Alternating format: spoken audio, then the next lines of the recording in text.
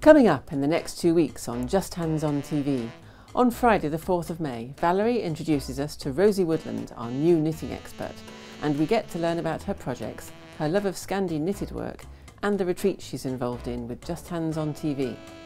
Also on Friday the 4th, Valerie brings us a very useful technique of creating fast and accurate quarter square triangles, which she used to create her quilt, which in turn was inspired by the cushions created with the Fruity Friends Makoa fabric.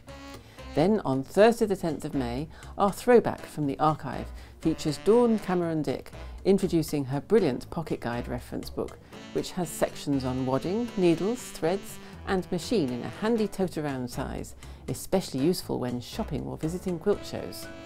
Then on Friday the 11th of May, we return to the studios with Jenny Raymond, who shares with us this lovely stripy octagon block, which she created at the specific request of one of her students, and uses the easy acrylic template.